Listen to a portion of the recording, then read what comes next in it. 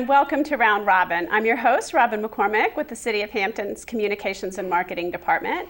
And today my guest is Ron Jackson, the Executive Director of the Redevelopment and Housing Authority. Welcome, Ron. Oh, thank you. You've been here before. Yes, I have. Yes, I have. But today I specifically wanted to talk about Lincoln Park because it is, well, it's different things to different people. Right. It is home to a lot of people. Yes. And it is an eyesore and a somewhat troubled spot to others. Mm-hmm. Yes. So, what is going on? What does the future mean for Lincoln Park, for the residents, and what do you envision on that piece of land? Well, like you said, yes. Well, like you said, it does. It has a lot of different types of meanings to people, and for us at the Housing Authority, we know that for the families there, it is home. You know, it's home for working families and a families. Like how many? There's a significant number. Well, there's 275 units, and a significant number of those families are working families all hours, of the day, and they're families that have kids. And they contend with things just like anyone else, my family, your family, or the viewers' families. And it is the largest public housing development that we have, right? Yes, it is. It's 275 units. And one of the things over time, what happens to these types of structures is over time they become obsolete. And this one was built? It was in the late, I think, 60s. So it's over 40-something years old. Yeah, it's aging.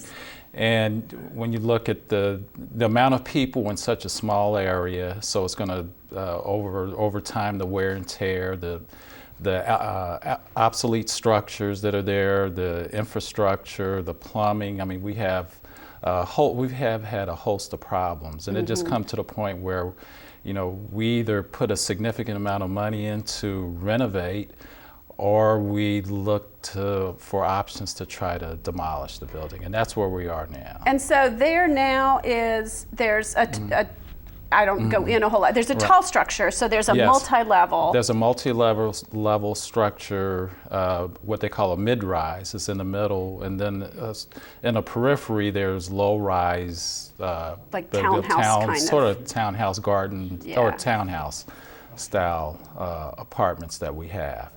But it's gotten to the point, and so we decided, one of the first things that my Board of Commissioners said that they wanted us to do something with Lincoln Park because of some of the history, some of the things that had happened on the property. So that was my number one top priority. So there have been some crime issues. Yes, there have been not crime. Necessarily by the residents. No, by the people, resident. Come in and prey usually on. where you have a concentration of people, regardless of who they are, because it's not really a comfortable living environment. But when you concentrate that number of people into such a small area, there's opportunity for a lot of things to happen, and just the physical layout. I mean, in terms of surveillance and things like that, it doesn't lend itself to that. Not unlike Harbor Square to a certain degree. Right. So there's a number of problems that we had to contend with, but we felt like we really needed to move forward in terms of getting HUD's approval, because it is essentially federal property. It's owned by HUD. Their name is on the deed of trust. I didn't realize that. Okay. Yes, it is. Their name. So that's why we have to get their approval in order to proceed with the demolition. And basically, there's like a two-part test that you have to go through in order to get their okay for demolition. You have to prove physical obsolescence. And that's what we've been able to prove. It's been a sort of what they call a cursory review. Informal review. We actually haven't made the official submission, but we did show to them that the building is physically obsolete. It's not really worth renovating. It's not. At this point. Basically, what it's saying is that when you look at the cost to rebuild, the rehabilitation costs are substantially the same as to rebuild. So. And then the second part of the test is, okay, if you spent all the money that you had to, if you did all the renovations that you could to the way that it is now, what else is there? What other reasons are there that it needs to come down? So that's the narrative part of the application that we have completed. And when you look at things like, you looked at crime, some of the things that just not to say that the family's there, but it does the way the layout and things and just its location. There's other surrounding development, so it does lend itself to opportunities for people who have that in mind to do things that are against the law.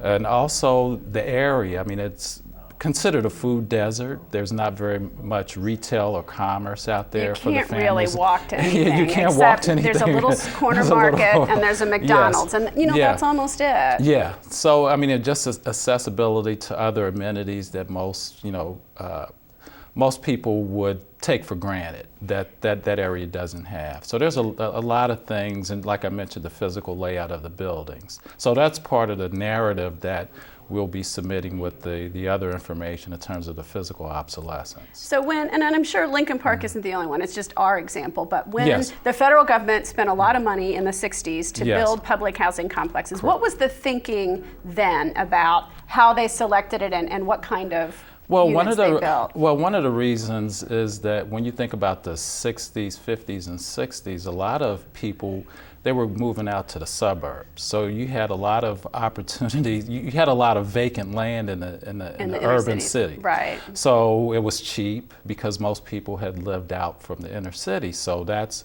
allowed the HUD, Department of Housing and Urban Development, to work through cities, through the housing authorities that have been created to build these large structures, these really dense, concentrated structures for public housing.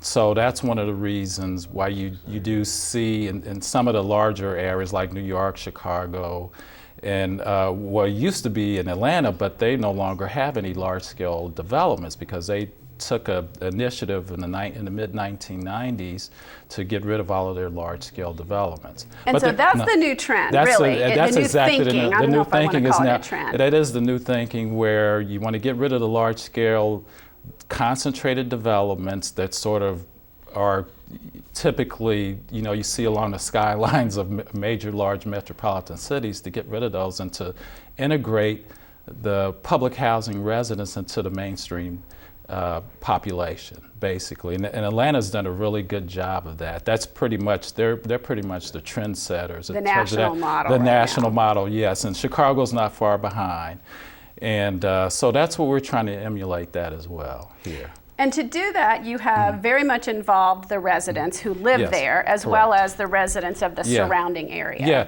one of the things that I think we pride ourselves on, especially with this process, is that this has all been resident driven. I mean, we have the help of a consultant, an Atlanta-based company. We also work with Urban Design Associates, what I think they've done most of the master plans for the city of Hampton. I think they've done all of them. And so we worked with the residents. We had no preconceived notions of what we wanted the new development to look like. So we just came up with some general concepts and let the residents decide on, what type of layout of the site itself, and not only that, the types of units that would compose the site. The number of units, that came from the residents. The other amenities in terms of like play areas, rec centers, things like that, and whatever other amenities, the layouts of the units. I mean, we haven't actually got down to actual costs and things like that, but it's a concept that we could use to sort of come up with some very good ideas of what types of structures that we will have on the new site. Okay. So this has all been resident driven, and they've been a very important part of at least what it's going to look like when we demolish and rebuild. Now, when it is a public housing, yes. You guys have a resident manager, and you have quite a bit of control over who you allow to live there, yes, and if there's a problem or an illegal right. activity, yes. that you can kick people out. Yes. Yes, that's true, and we try to monitor as much as possible. Like I said, most of the people there are responsible. There's just opportunity. It just takes one or two incidents, and then most people say, well, that's public housing. But I would say for the most part, when taking everything into consideration, the crime is no more, no less than anywhere else. But I think it's just magnified when it happens. Well, when it's that much of a density, any apartment complex or any place with that many people, per capita maybe it isn't different, but it's a concentration. Exactly. So the residents have been a part of this process, yes, and they're obviously not thrilled with the living condition. If the buildings are in that bad a shape and you can't do some repairs. Yes. So what is going to happen to them during this transition? Well, one of the things, most importantly, like I said up front, they have an idea of what it's going to look like once it's demolished. But the most important thing that's going to affect everyone, because everyone may not come back. But everyone is going to have to leave before we demolish the building. So you're going to do it all at once. It's not a phased. It's not going to be. We would prefer not to. We would prefer to relocate all the residents out. We'd rather not have any residents on site as we demolish. I mean, there's too many. Too many, and it is a small site to be able to do. Try to keep a kid out of a construction site. There's no way. Yeah. So we even now, we're starting the process of counseling and working with the residents. And one of the things that we want to make sure is that the residents are well equipped to be able to live outside of the structured public housing environment. And one of the things that will happen once we get HUD's formal approval, like I said, we got their okay for the physical part of it, and then we just have to submit the other narrative part, which we feel very confident that we will get.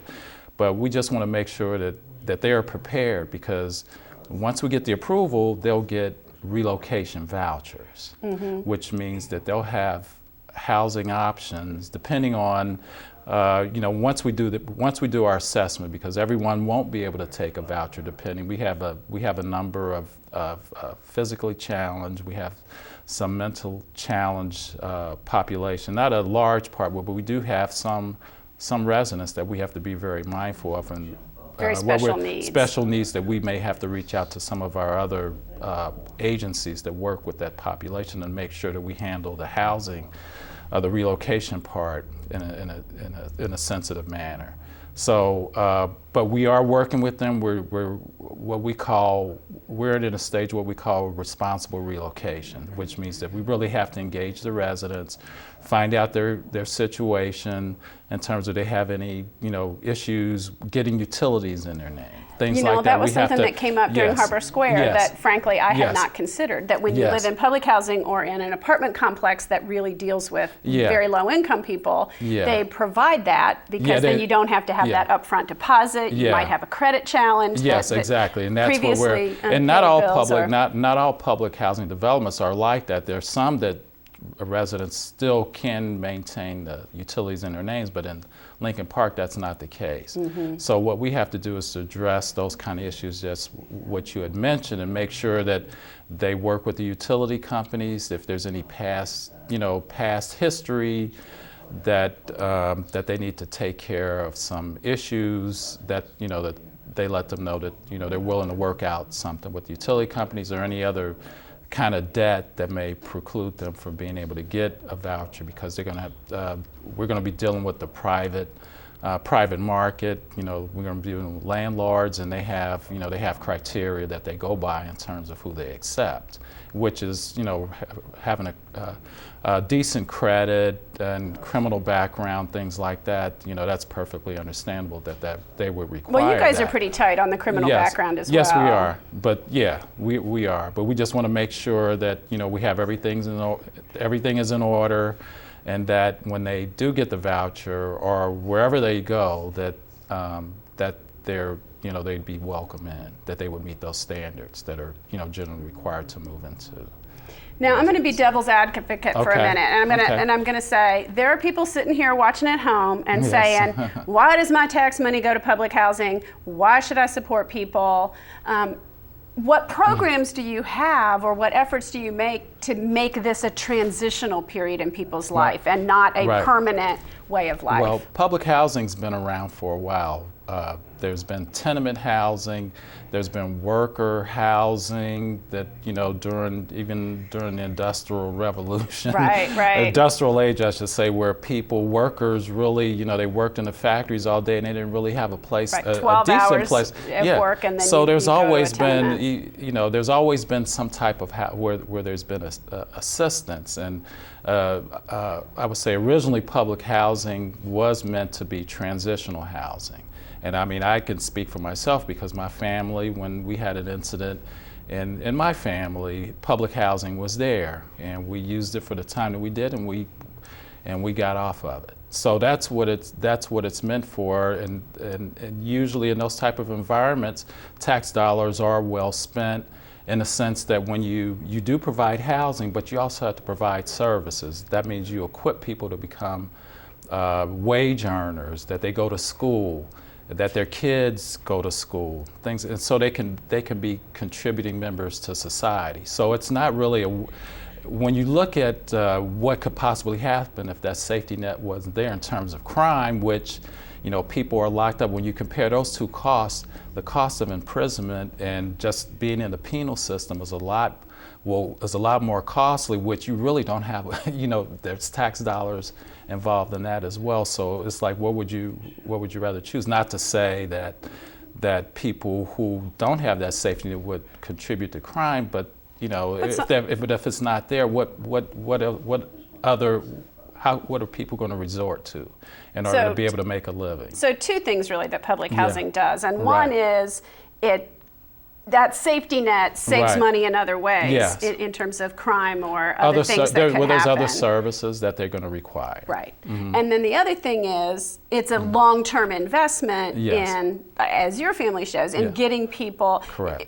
to a more productive, the ability to go to school, Right. to earn Exactly. wages, to pay that money Exactly. and more back in To pay- taxes exactly. later in their lives, Yeah. especially, the children who get services, get a Right. good education, particularly if their parents working or if it's a Yes. single parent who isn't there all the time. Right, You right. guys have some supplemental. You have a Yeah. Boys and Girls Club Yes, or we a do. Boys Club, one or the other. Yeah, and we have a resident services and resources department that works real closely with the residents. When they come into public housing, they have to come up with a plan on how they will get off of assisted housing. See, I don't think the average person No, knows that. And I no, think that's and that's- something we need to right. continue to tell people at home is this is transitional. Yeah, it is, and we were talking about the bricks and mortar in terms of the demolishing Lincoln Park, but it's really the most critical pieces that we're giving our residents better housing opportunities. Like I said before, everyone may not come back.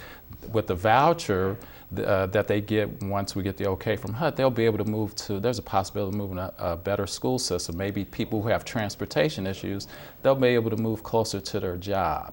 And so there's a lot of other opportunities that come about, with having these housing choices. But public housing is a safety net that's really Like needed. unemployment insurance. I mean, there's a lot of safety There's a lot of nets safety nets that we as a civil society, that we do take care of the poorest of our residents. The public housing is just in that spectrum of services, a part of the safety net. Public housing is just a part of that. Yeah. So Ron, you've been working on this Lincoln Park thing almost since you walked in the door a Yes, year and I a have. half ago. How long, I mean, this is a lengthy process. How long until ballpark it is reopened and you're moving people in? Well, like I said before, we've already spoke to our residents. We had a meeting about a week and a half ago just to prepare them for the relocation.